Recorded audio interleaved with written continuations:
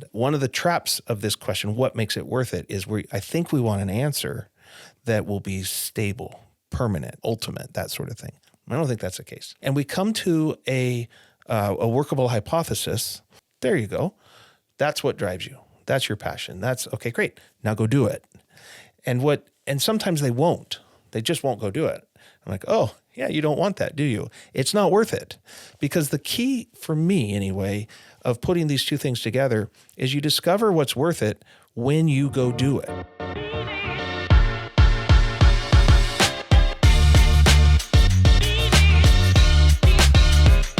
Well, we've got all three of us back in the studio together to talk about what makes it worth it. This podcast, as you've noticed, is called Hard But Worth It. And in episode 2, we broke down this notion of that you have to pick your hard, or we talked about the word hard. In this episode, we want to talk about worth it. What makes it worth it? Where does that come from? How do you find it? What are the kinds of things, if there's a hierarchy of worth it, how do you pick the best ones? So we brought Mitch and Hope back in to have a dialogue today about finding your worth it. One of the things that strikes me about this question is it immediately brings me to the notion of this idea of intrinsic versus extrinsic motivation. Those are two very real motives that we all have. They're both good. They're both for something. And there are external motivations that are worth it. More and more, though, I think we're discovering that it's the internal journey, the intrinsic motivation that are the deepest, most important worth it's to find. They're often the hardest. They take time. A lot of us go on journeys in our life looking for we go on an external journey hoping that it will have some kind of internal ramifications or internal implications. We're trying to solve something inside of us by getting something to work outside of us. We call that success. There's a way in which I think that can be useful. But more often than not, when you sit down with people that have accomplished something meaningful, what you hear is a story of an internal journey that had external ramifications. They found a different kind of worth it. It's intrinsic. It's part of you. It's in you already. And a lot of this journey, and a lot of what I think we're going to talk about today, is the process or the way in which we awaken to it. It's not even a discovery. It's a waking up to something inside of you that might have been there for a very long time that makes hard worth it. Let's start by having just a dialogue here about your journey of finding worth it. What does this word even mean to you? We've called this thing hard. I think it's pretty clear what kind of stuff is hard in life. But what does the word worth it mean to you guys? I think there are a lot of ways we can get there. And it's part of why I think coaching matters, especially at crossroads in a person's life, because I think it's an ever unfolding discovery of learning to get in sync with that deep inner voice, that desire. We sat around the brunch table over Mother's Day, and my wife, having all of the family together, asked a brilliant question. And we just went around as we were eating.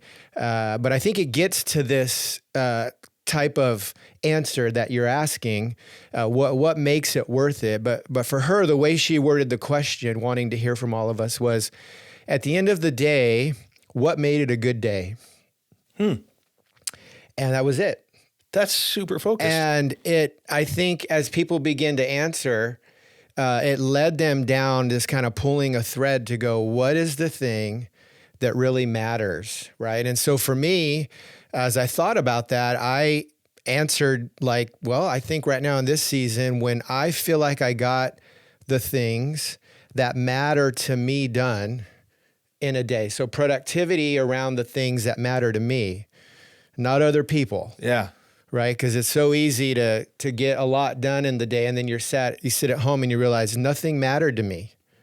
But when I can cross the finish line on a day, even getting one of those things checked off my list, I actually feel like it was a good day for me. Whereas my father-in-law, who's 80, and we have the joy of having his presence in our family and being very engaged in those conversations, said for him in this season, I just want to know that I made a contribution. So this time of my life, it's about what contribution have I made into the world. But again, I think it cracked the door open in a way to what makes it worth it, in that season. Yeah. Yeah, and that reminds me of earlier in my journey when I was in college. And I remember going, who do I want to be? Who do I want to be? And I would look around and it was a process of discovery, right? Of trying to identify who do I resonate with? Who's doing something out there in the world that I resonate with? So what kind of person do I want to be? Because there's all kinds of different types of people who in their different value system, but who do I want to be? And then the second one was that question, what do I want to contribute? How do I want to contribute to others' lives? How do I want to enrich them? How do I want to better their experiences? And those two guiding principles, I think, is what led me. We didn't call it intrinsic motivation back then, but that's truly what it was. I mean, I would leave a job if, I remember leaving a job because it didn't hit one of those core values. It wasn't about the paycheck, or I took a job because it wasn't about the money, but it was because it hit one of those things of either I was trying to become someone and develop something, or I believed in the mission and I wanted to serve it. So I love that distinction or that idea that there's a difference between going after what do I want to do and who do I want to be. And often when we become the thing we want to be, we end up doing something that we probably want to do as well. They're connected, but so many of the questions that we talk about when we talk about motivation or what makes it worth it has to do with what do I want to do? What do I want to accomplish? And in the process of doing that, we often end up becoming something we didn't mean to become, right? That drive towards the version of success that gets a trophy, while not wrong, and those are outcomes that are fantastic, but you have to be very careful in that process. And this is a way, I love that. Who do I want to be? I think of there's a journey. There's two different kinds. Well, there's a lot of different kinds of journeys. But a lot of times when we talk about this worth it question, I think it gets framed in terms of destination. Where do I want to arrive? And I don't think that's wrong. That's a perfectly fine way to think about when I get there, all the hard work to cross the wilderness to get there will be worth it because I got there. Fair enough. But there's some journeys we go on that I don't think are journeys of destinations. They're journeys of becoming. And there's not a there. And it's major transitions in life where you are seeking to become something that you aren't yet. And so you can't even describe a destination. It's the young boy that's sent into the wilderness to become a man. Great. Where do I go? Out in the wilderness. What do? Become a man. How? Go in the wilderness. And it's a circle. And there's no way out of the circle until you take action. And there's no destination because when it's done, you come back to where you were. But you're not who you were. And those sort of distinctions in this worth it question feel really important to me because we're so focused just on those journeys of destination or having or doing instead of being. Yeah, and I think the world is not shy or passive, maybe is a better word, at inserting its expectation or its agenda in your life. Yep. So when we're young, I think we come out with all this ambition and then we step out the front door and we're greeted with a force of progress and make your mark on the world. And in the vacuum of having been present to your internal values and the things that really are there that maybe you haven't come alive to or fully awake to, the world is ready to give you its, expectations. It's ready to fill it with it's worth it on your life. And so I think too, as I step back to what you're saying is the becoming a man or a woman in the sense of becoming who we always have been. We're not becoming something we're not. We're becoming who we've always been. We're just becoming aware of it. Kind of happens over seasons. And I watch people in their 20s go into their 30s and something's changed. And then they move from their 30s into their 40s and another dimension has changed. And hopefully if they're growing, what's happening in that change is you're identifying they're becoming more clear on their internal values rather than embracing what the world says the values for you should be. So it's the should versus who am I really at the deepest place. Yeah, I think we all have those examples in our life, right? Where we had those expectations. I know, once again, those college years are so formative, or just when you leave home, right? And everyone's asking you, what are you going to go do? What are you going to pursue in your life? And, people who are well-meaning, but it's interesting how we can fall under those expectations. Whether they were teachers or whether they were, our parents or grandparents, in my case, who set kind of the standard. Yep. And being able to really go, what is my journey? And one of my clients, their daughter just moved to New York, 18, never been there, renting a place off of, Oh, wow. online. Yeah. Right. And she's just going for it. And reminds me of when my son moved to Oklahoma after school, and they just have to get out and for them, and we know what's up ahead, right? We're like, oh, this is going to be hard. They don't see it at all, right? It's one of those, it's probably good that you don't know how hard it's going to be. But for them, the pursuit of discovery is worth it. Yeah. Yeah.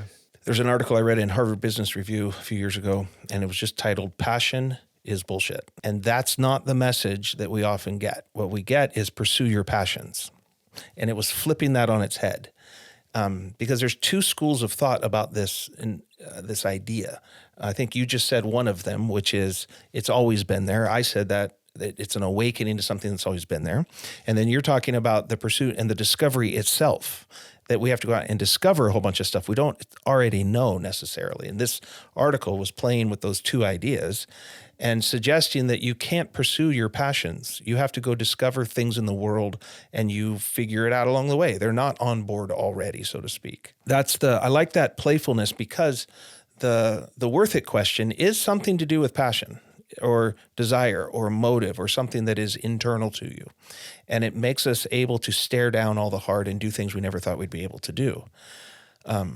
But if you think you have to have that figured out first before you can go do the hard thing, you're in trouble, because it builds over time. It emerges. And I think there's a way in which we retroactively look back and go, it was always there. And maybe so. But there's a way in which I'm doing things today I never dreamed I would do. I didn't know I was passionate about things. Some of the things I'm doing today didn't exist when I was a kid because of technology, and it's made things available. I didn't know I wanted to do X, Y, and Z, right? And so I think when we get locked into, I have to figure out what my passions are. I have to know myself, and then I'll know what makes it worth it. I think, no, I don't think that's right. I think you have to go out and engage the world, get punched in the face by the universe, get brought to your knees, and then you're like, that was worth it, or not. And I learned something about what I'm passionate about in the process. Yeah. If people are able to do that work, I think I agree with that.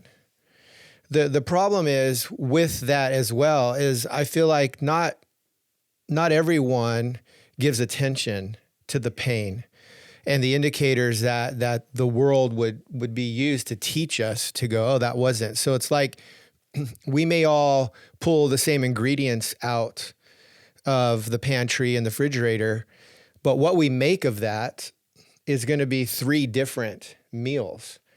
And I may like what Hope makes. I probably won't like what I make, but I may not like what you make. Right. And yet we have these different palettes. And I think values and goals often, if we look at them linear, and I want your thoughts on this, but like as I'm thinking about this now, it's like as we write them all out, chances are we're going to have real similar value statements and similar goals around that. I mean, they'll be different, but there'll be some alignment to that. Mm-hmm.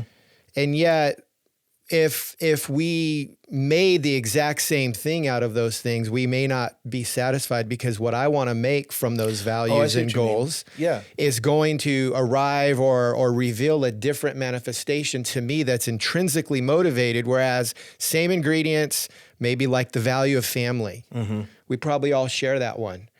But how that shows up in your home and in your life may not feel like family to me. Mm-hmm. I can recognize it, that it's yours, but for me, how do I Yeah, okay. So that's a differentiation in between values and goals, right? A value for something doesn't produce the same set of goals. A value for travel Right. doesn't take you to the same place. It takes you all over the place Right, in different kinds of exactly. travel, right? Yeah. So there's distinctiveness we do see distinctiveness inside of how goals get set, or the size and scale of the goal, or things like that. What I'm trying to get at there is just that I think not everyone does the work to understand and acknowledge what is it the thing that after all of this was done still not satisfying me, and they stay blind to that rather than awakening to it. Whether it is a goal or a value, those two things can reveal to us where it's not worth it in our lives. Right. And if we'll take note of that, I think we're better for it. I think that's when I start to hear that in clients. I think they come into our door going, something doesn't quite seem worth it. Like, this is hard. Right. And I don't know if it's worth it anymore. Right. Maybe it was worth it a year ago, and now they're questioning whether that's really what they want or really whether it's worth it. And I think helping them then go through a process. And I know I had one client, and they really had this picture of a goal and that they thought they wanted. And when we started, what we wanted to do was peel back the picture of it to go, what does that represent to you? What are the values that are at play? But what are the desires that specific picture and goal represents? Now, are there 2 or 3 other ways to get there? Right. Right? Maybe this pathway there wasn't quite it, or maybe the picture wasn't quite it. Maybe there's another way or another expression, like you mentioned with the meal. Like maybe there's just another expression with some of the same ingredients.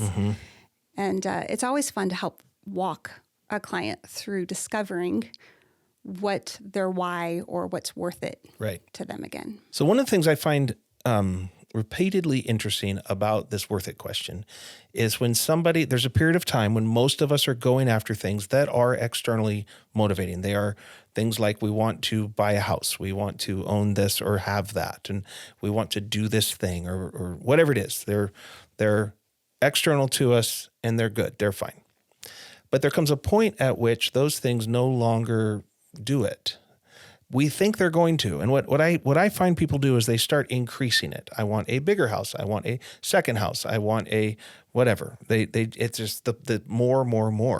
And there comes a point at which more doesn't matter. It's fine. There's nothing wrong with it, but it doesn't satisfy something.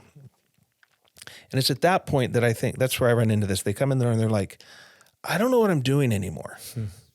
And you look at them from the external and they're living an aspirational life. Like lots and lots of my younger clients are still trying to get to where they are and wish they could and can't figure out how to do it. And they look up to this person. They're like, if I could just be like him, everything would be great. And then that person walks in and says, everything's not great. That's the point at which we start to look at this other kind of worth it. So I don't want to discount the extrinsic motivators, and they do come with a worth it. It's kind of fun to win. But when that breaks down and just more doesn't do it anymore, how do we help clients find that intrinsic thing, that thing they can't not do, that thing that emanates from within them? And I said earlier that I think this worth it question is best served with an inward journey with external implications rather than an external journey with internal implications. How do you guys help people go down that road to switch from I just want more stuff or I just want to be more accomplished to I want more of this other thing? Do you think that that's sometimes an age or maturity, maybe more maturity than age, a maturing process to that moves from more ego-driven success and those kind of things and what we have to maybe more contribution related goals? One of the ways I've heard people talk about the difference between an ego goal and a contribution goal is the difference between a resume and a eulogy, right? That sort of idea. And at some point in our life, we are trying to build a resume, and having a good resume it's great, right? But there comes a point at which that's not really the driver anymore, and you start to think about building a great eulogy. And at a great when someone dies well, and they've left contribution into deposits in people's lives, and you hear them tell those stories, you're like, wow, that person lived a great life. it'd be tragedy to stand up there and just read their resume. But sometimes when people die, all you get is a resume. It's a trophy wall. It's fine, but it lacks that contribution thing. That's the way I've heard that distinction. And what's interesting is I don't know that it's I don't know if it would be a mistake to skip the resume part. I think it matters to get good at something. Mm-hmm. Yeah, I mean, Richard Rohr would make the argument that it's necessary.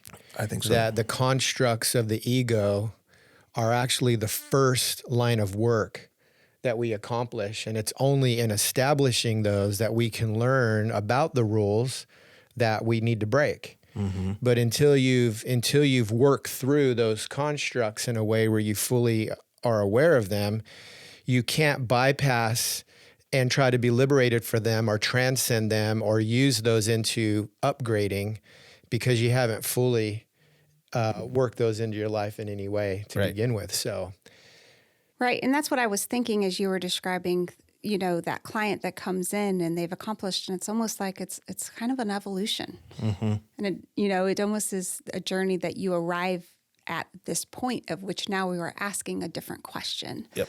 Yeah. And we start asking different questions. And yep. Well, don't you think too, so a word that I'm thinking about is honesty. It's one way, being honest with the inside, the inner place. And when we're not honest, I think we're violating something. And we probably get to sit in our own individual way and define what that violation is. But I think too, I've recognized that what I'm honest to has changed. Similar to the values and my goals and all of this is kind of connected. Mm-hmm. But I know that when I'm not honest in that deep place, I can feel that I'm off in some way. I'm pursuing something that it's in violation to something. Sometimes that's the pain that is in the struggle of feeling anxiety, stress, the things of the external pressures. But what I'm becoming more aware of too at this stage of my life is there's actually the type of violation or honesty of the things that I'm not aware of. So it's one thing to hop a fence and to be in violation of crossing the line of someone else's property where it says keep off.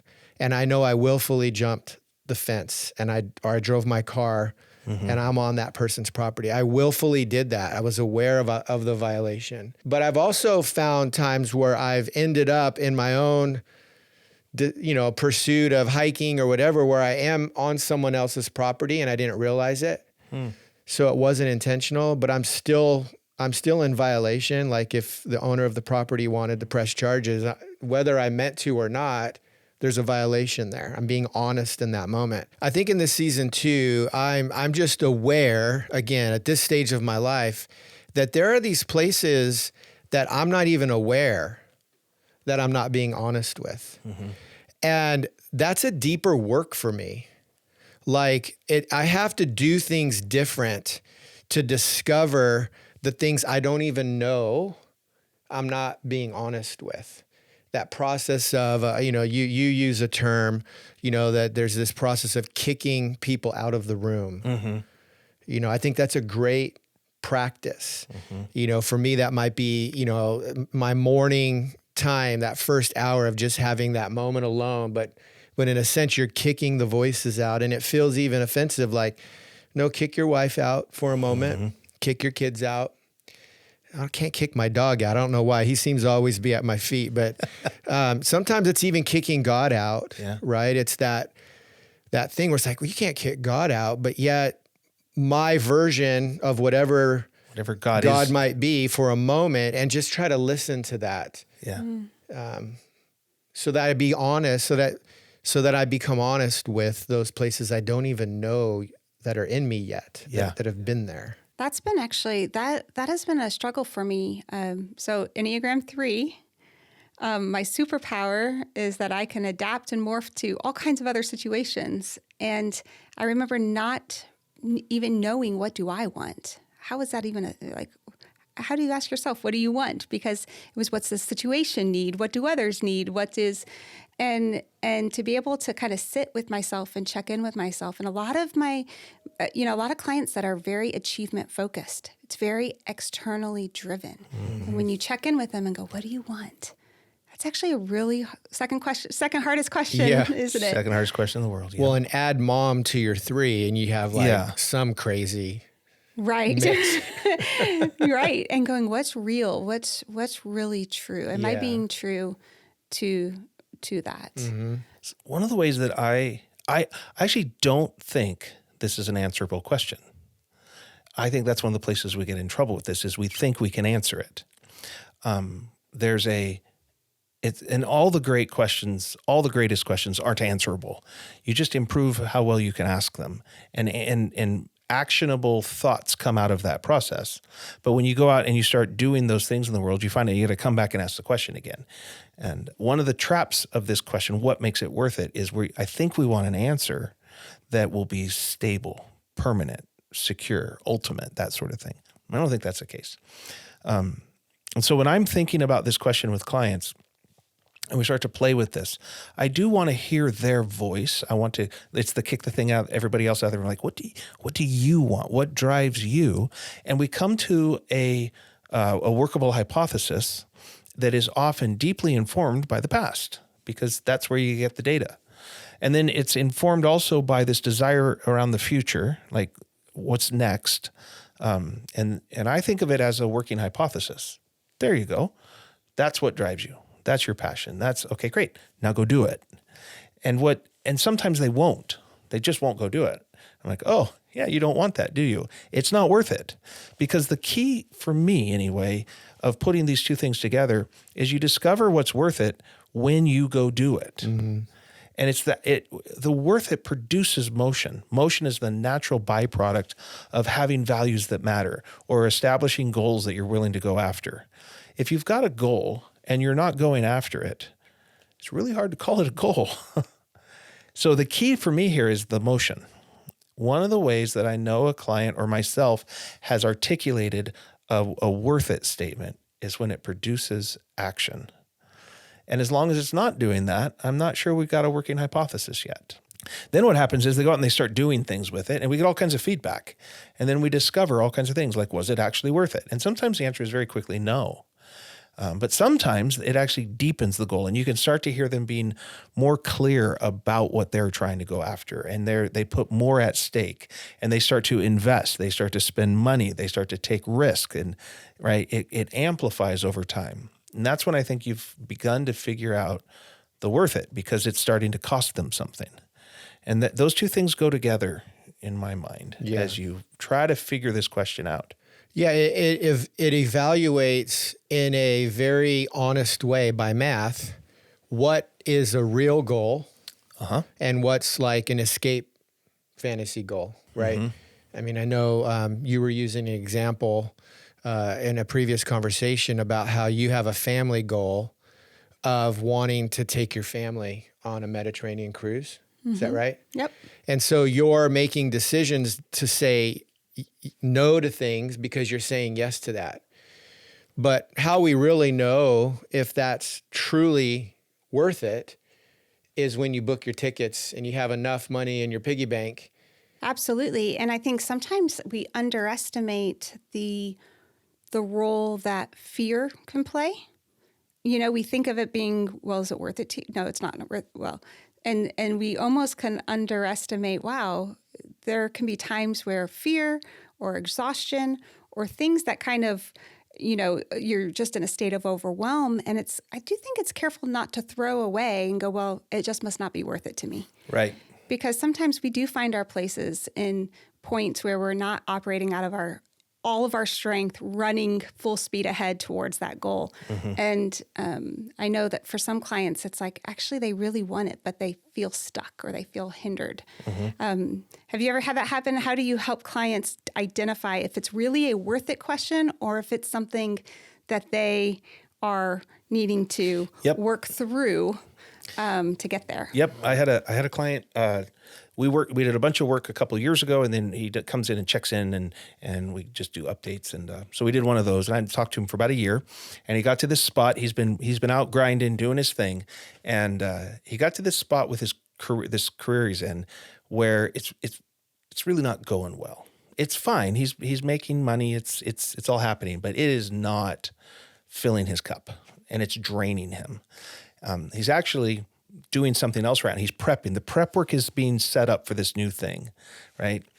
So anyway, the question he opens with is, I can't tell if this is resistance, which is word for the thing that pushes against you when you're going the right direction, right? And you do actually push against it. You drive towards it, right?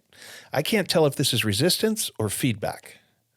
And I'm like, perfect. Let's figure it out. What a great question. Right? Brilliant question. And so we did some exercises, and I let him talk his way through it.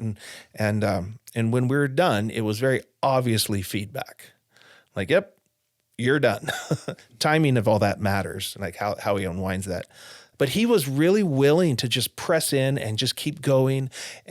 But he's out of energy. He's out of resources. He has no more well internally from which to draw to do this thing.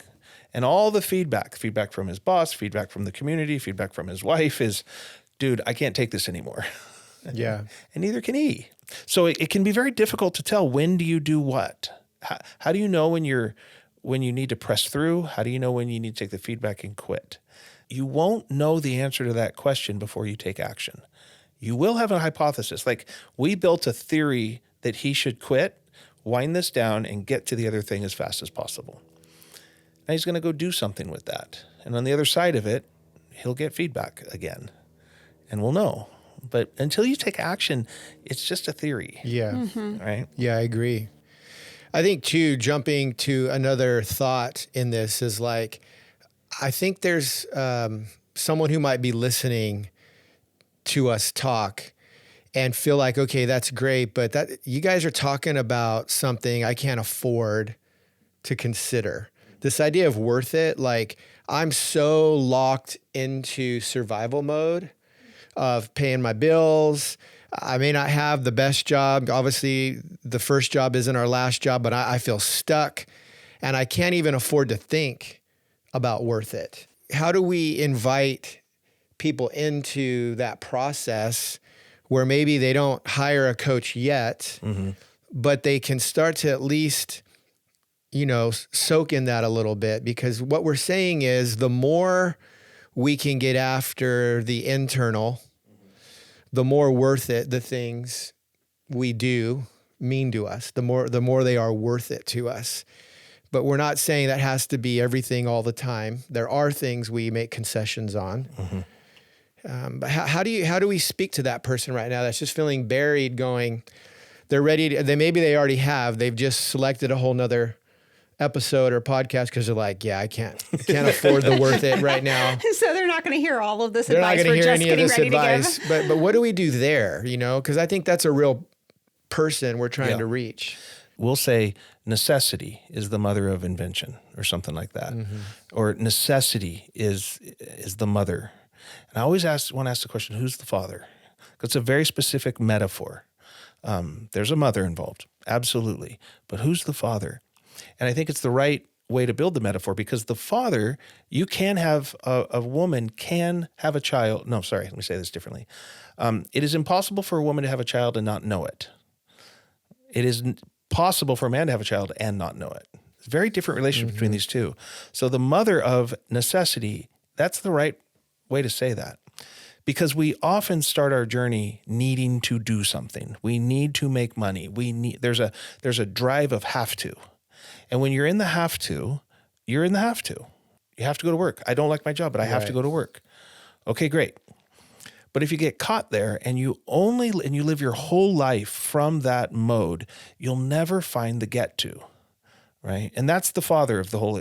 You won't spend any time at all sitting with yourself to figure out, why am I going down this road? Where does this road take me?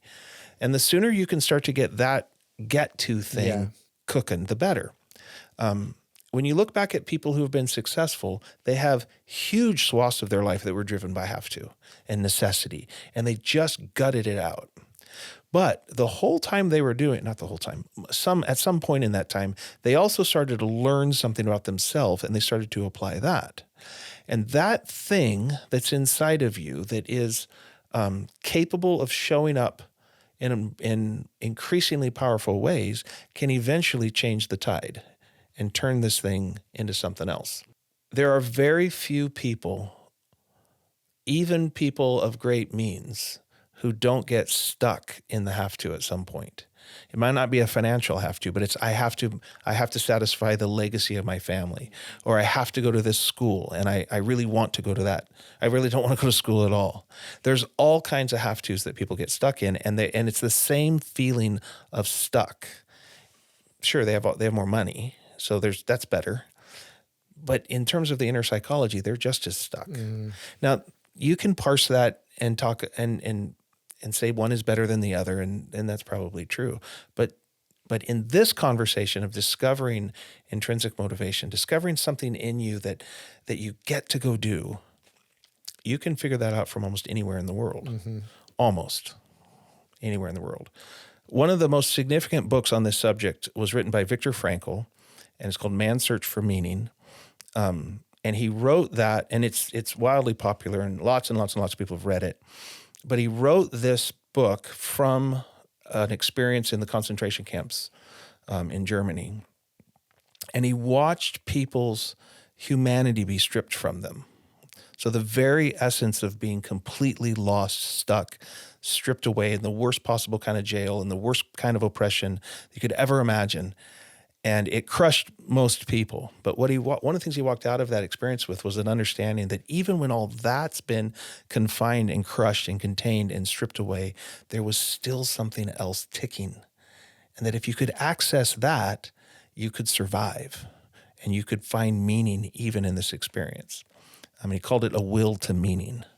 And he actually referred to it as spiritual freedom in one of his writings. And so even when we get ourselves locked into all this have to, when we get profoundly stuck and trapped and our freedoms are taken and we're oppressed, what's interesting is some of the best work on freedom, which this book is, have been written from jail cells. Because it's where we get the letters from Brigham Jail from Martin Luther King Jr., and we get Bonhoeffer's work, and we get like half the New Testament, and it's these people who found themselves completely oppressed and squished and stuck and yet still found something else. They still found the get to. I still get to show up this way. It's profoundly difficult. I'm not saying there's anything easy about that. It is possible. Right. And if you begin to build that aptitude or that behavior or that mindset, or if you just, a spark of that can be this correction, this shift that has all of these external consequences over time, almost no effect today, right? There's no results when that mindset starts to shift. But over time, if you consistently lean into that, I have a client, I know I'm ranting right now, but I love this subject. I have a client who he made a decision a few years ago. He had a heart surgery. Like, he was killing himself. He was dying and he couldn't move. He was a middle-aged man, but he was old, right? That's how he tells this story. And he'd gotten to this spot where he just wasn't functioning well. He decided, it's about 6 years ago, to change that. And it's little things along the way. And I met him a couple years later, and we did some things. And then he started doing some work with some other folks, and they've taken him over here. And then he's back in my life doing this thing with me over here. And I'm just watching him make these shifts in his life.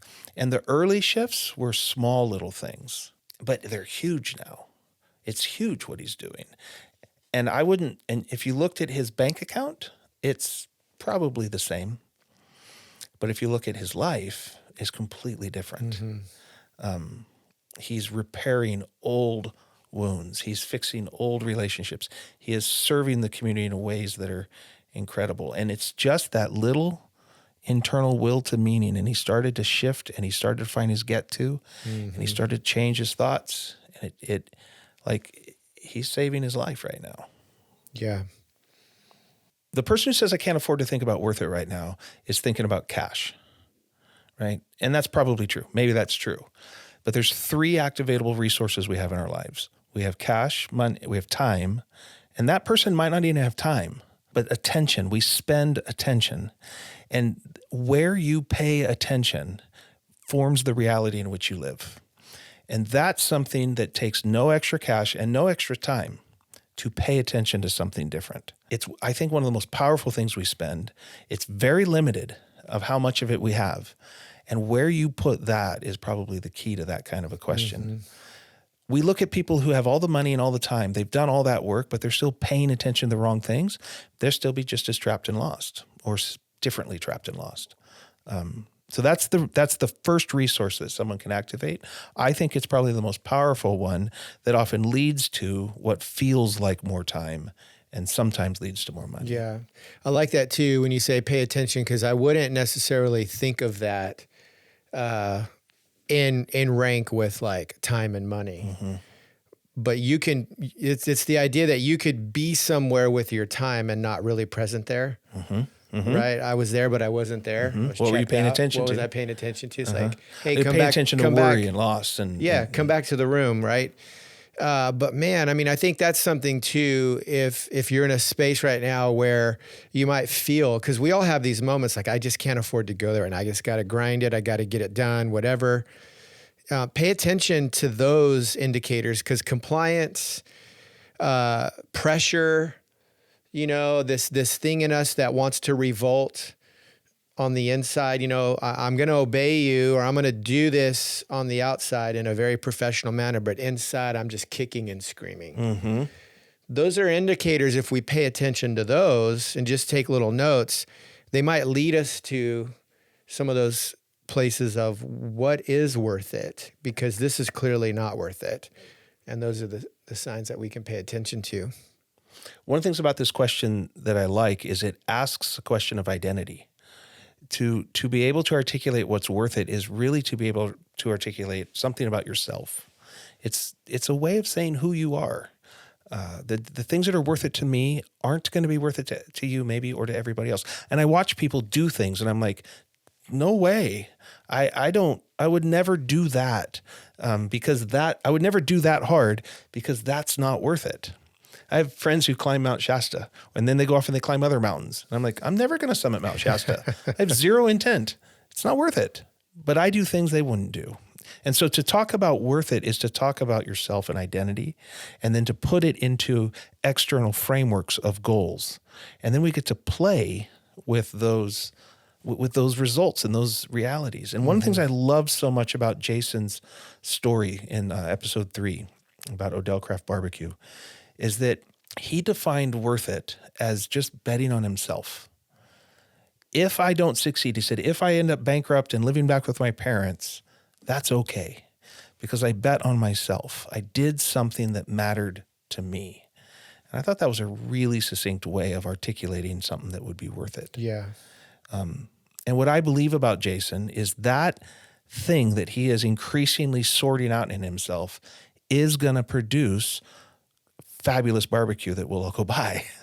Yeah, we get to benefit. Working. Yeah. It's not only that we benefit when we give attention to our own, but it also helps me recognize that your worth it is different than mine. Mm-hmm. So if I turn the table and become more self-aware, I also become more aware of others being different than me, and if I love you and appreciate you, then I can celebrate your worth it in a way that I get to benefit from. Mm-hmm. In fact, we need you to do that. I get good barbecue from Jason because he went for the worth it. He did. This is why we say that we are helping here at Icon. We're helping people show up as the best version of themselves for the benefit of others. And the benefit of us, really. That's what we're saying. But. All right.